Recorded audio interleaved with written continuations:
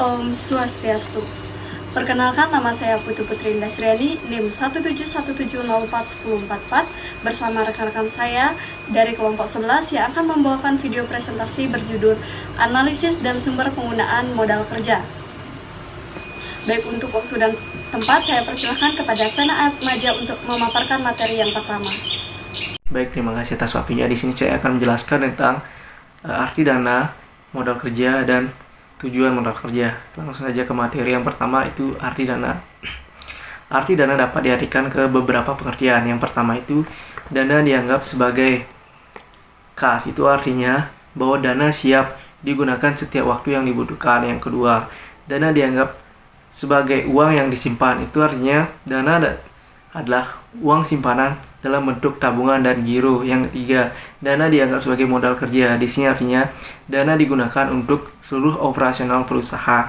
Yang keempat, dana dianggap sebagai seluruh aktiva yang dimiliki perusahaan. Itu artinya seluruh harta perusahaan yang dimiliki dalam aktiva itu dianggap sebagai dana. Yang ketiga itu, yang selanjutnya ada dana sebagai aktiva yang dimiliki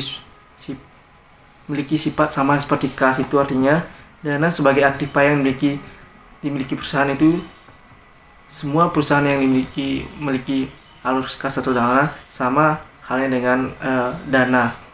Terus yang selanjutnya adalah pengertian modal kerja. Modal kerja adalah seluruh modal yang digunakan perusahaan dalam melakukan operasional perusahaannya di segala kegiatan. Di sini yang selanjutnya adalah saya menjelaskan tentang arti penting dan tujuan modal kerja. Secara umum, arti penting modal kerja adalah kegiatan yang pertama, kegiatan seorang manajer keuangan lebih banyak dihabiskan dalam kegiatan operasional perusahaan dari waktu ke waktu. Yang kedua, investasi dalam aktiva lancar dan cepat dan sering kali mengalami perubahan serta cenderung labil. Yang ketiga itu, dalam praktiknya sering kali bahwa separuh dari total aktiva merupakan bagian dari aktiva lancar yang merupakan modal kerja perusahaan. Yang keempat, bagi perusahaan yang relatif kecil, fungsi modal kerja amat penting. Yang kelima, terdapat hubungan yang sangat erat antara pertumbuhan penjualan dengan kebutuhan modal kerja. Selanjutnya adalah tujuan manajemen modal kerja bagi perusahaan. Yang pertama adalah guna memenuhi kebutuhan likuiditas perusahaan. Yang kedua, dengan modal kerja yang cukup, perusahaan memiliki kemampuan untuk memenuhi kewajiban pada waktunya. Yang ketiga, memungkinkan perusahaan memiliki sediaan yang cukup dalam rangka memenuhi kebutuhan pelanggannya. Yang keempat, memungkinkan perusahaan untuk memperoleh tambahan dana. Yang kelima, memungkinkan perusahaan memberikan syarat kredit yang menarik minat pelanggan. Yang keenam itu memaksimalkan penggunaan aktiva lancar. Yang ketujuh terakhir itu melindungi diri apabila terjadi krisis. Baik, itu saja pengertian menurut saya dan pembahasan menurut saya. Waktu selanjutnya akan saya serahkan ke moderator. Terima kasih. Baik, terima kasih atas pemaparan dari Sena Atmaja. Selanjutnya saya akan menjelaskan mengenai faktor-faktor yang mempengaruhi modal kerja. Nah, yang pertama yaitu jenis perusahaan. Jenis perusahaan di sini terdiri dari jenis perusahaan yang jasa dan non jasa. Jadi biasanya perusahaan jasa lebih sedikit memerlukan modal kerja dibandingkan dengan perusahaan yang non jasa. Baik, untuk yang selanjutnya yaitu syarat kredit. Nah, syarat kredit dilakukan dengan cara menyicil atau secara angsuran. Ada dua hal yang perlu diperhatikan dalam syarat kredit, yaitu yang pertama syarat untuk pembelian bahan atau barang dagangan, dan yang kedua yaitu syarat penjualan barang. Syarat-syarat kredit yang diberikan apakah 2/10N/30 atau 2/10N/60 sangat mempengaruhi penjualan kredit. Hal itu tentu akan mempengaruhi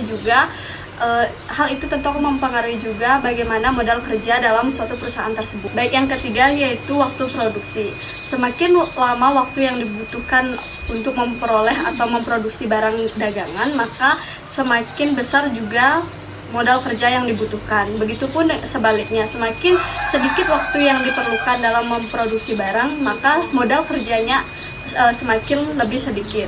Yang keempat yaitu tingkat perputaran sediaan. Semakin rendah tingkat perputaran persediaan, maka modal kerja yang dibutuhkan adalah semakin tinggi atau besar. Begitupun sebaliknya, jika tingkat perputaran persediaannya tinggi ataupun lancar, maka hal tersebut modal kerjanya akan lebih rendah daripada yang memerlukan tingkat modal kerja atau perputaran persediaan yang rendah. Selanjutnya yaitu mengenai sumber modal kerja. Nah, sumber modal kerja di sini ada 7 topik. Yang pertama yaitu hasil operasi perusahaan. Maksudnya di sini adalah bagaimana suatu perusahaan mendapatkan pendapatan berupa pendapatan atau laba dari hasil penjualan barang ataupun jasa. Yang kedua yaitu keuntungan penjualan dari surat-surat berharga. Nah, surat-surat berharga di sini dijual oleh suatu perusahaan guna untuk menambah modal kerja dari suatu perusahaan. Baik, yang ketiga yaitu penjualan saham. Artinya suatu perusahaan dapat menjual sedikit atau sebagian sahamnya ke perusahaan lain guna untuk menambah modal kerja. Yang keempat yaitu penjualan aktiva tetap. Nah, penjualan aktiva tetap di sini maksudnya adalah perusahaan dapat menjual aktiva tetap baik yang sudah tidak dapat berproduksi ataupun yang masih menganggur guna untuk menambah modal kerja suatu perusahaan tersebut. Yang kelima yaitu penjualan obligasi. Artinya perusahaan mengeluarkan sejumlah obligasi untuk dijual kepada pihak lainnya. Hasil penjualan ini dapat juga dijadikan modal kerja sekalipun hasil penjualan obligasi ini lebih diutamakan kepada investasi perusahaan jangka panjang. Yang keenam yaitu memperoleh pinjaman dari kreditur baik bank maupun lembaga lainnya. Jadi perusahaan dapat meminjam dari bank ataupun perusahaan lainnya guna untuk menambah modal kerja yang akan digunakan dalam proses operasional perusahaan. Nah, yang ketujuh adalah perolehan dana dari hibah. Perolehan dana hibah ini digunakan sebagai modal kerja yang tidak akan dikembalikan atau tidak dikeluarkan kas lainnya guna untuk mengembalikan dana hibah ini. Baik, selanjutnya akan dijelaskan materi selanjutnya yaitu dari Cynthia Devi. Om Swastiastu. Jadi di sini saya akan melanjutkan perkenalkan, nama saya Cynthia Devi, NIM 1717041054. Jadi di sini saya akan melanjutkan materi mengenai penggunaan modal kerja. Nah, penggunaan modal kerja ini atau penggunaan dana perusahaan itu diperoleh dari kenaikan aktiva dan penurunan pasiva. Nah, di sini ada penggunaan dana yang digunakan oleh perusahaan itu digunakan untuk yang pertama itu pembayaran upah atau gaji karyawan dan serta biaya operasional perusahaan. Nah, yang kedua itu digunakan untuk pembelian bahan baku atau barang dagangan perusahaan yang digunakan untuk kegiatan produksi. Kemudian yang ketiga itu ada menutupi kerugian atas penjualan surat-surat berharga. Kemudian yang keempat itu ada pembentukan dana yang dimana dalam pembentukan dana ini digunakan untuk hal tertentu dalam waktu jangka panjang. Contohnya itu seperti pembentukan dana pensiun, dana ekspansi, dan pengembalian dana dividen. Kemudian selanjutnya ada pembelian aktiva tetap. Itu contohnya seperti pembelian tanah, pembelian bangunan, kemudian mesin, kendaraan, dan lain-lain yang digunakan oleh perusahaan dalam waktu jangka panjang. Nah, selanjutnya itu ada pembayaran utang jangka panjang, yang dimana utang jangka panjang ini sudah jatuh tempo. Itu contohnya seperti obligasi, hipotek, dan utang jangka panjang. Kemudian selanjutnya itu ada pembelian atau penarikan kembali saham-saham yang beredar. Kemudian yang terakhir itu ada pengambilan dana pribadi atau berupa uang dan barang yang ada di perusahaan. Nah, di mana di sini pemilik perusahaan itu mengambil uang atau barang untuk keperluan pribadi. Jadi dalam hal ini juga adanya pengambilan keuntungan atau dividen dari perusahaan. Sekian pemaparan materi dari saya, dilanjutkan oleh rekan saya Ayu Mulyadi. Terima kasih. Baik, perkenalkan nama saya Ayu Mulyadi, NIM 1717041082. Di sini saya akan melanjutkan materi mengenai laporan sumber modal kerja dan penggunaan modal kerja. Nah, perolehan modal kerja dari sumber yang telah dipilih serta penggunaan modal kerja yang telah dilakukan selama operasi perusahaan ini perlu dibuatkan laporan. Nah, laporan ini sebagai bentuk pertanggungjawaban dari manajer keuangan.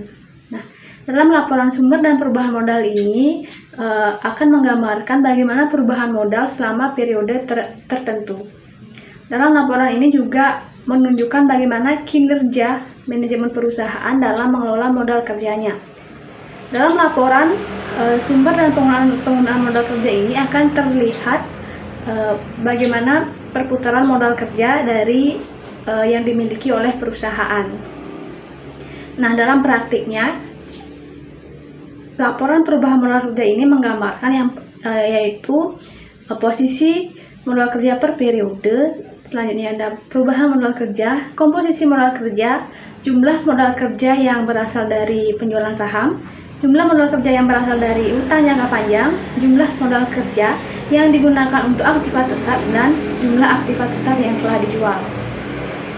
Dalam slide telah ditampilkan, yaitu ada neraca perbandingan dari PT Rai Ibrahim Tbk periode tahun 2005 dan 2006. Sebagai ilustrasi menggambarkan sumber modal kerja dan perubahan modal kerja dapat dijelaskan sebagai berikut. Yang pertama yaitu ada hasil operasi. Hasil operasi ini terdiri dari laba sebesar 1.050 dan penyusutan sebesar 500. Jadi totalnya itu ada 1.550. Selanjutnya ada penjualan saham sebesar 500. Jadi total modal kerjanya yaitu 2.050. Selanjutnya itu ada penggunaan modal kerja yang terdiri dari pembelian mesin sebesar 1.290 dan pembayaran hutang hipotek sebesar 550. Totalnya yaitu 1.840. Jadi kenaikan modal kerja bersih yaitu sebesar 2.050 dikurangi dengan 1.840 yaitu 210. Baik, sekian pemaparan video presentasi dari kelompok 11. Apabila ada salah kata, mohon dimaafkan. Akhir kata kami aturkan para mesanti. Om Santi Santi Santi Om. Terima kasih.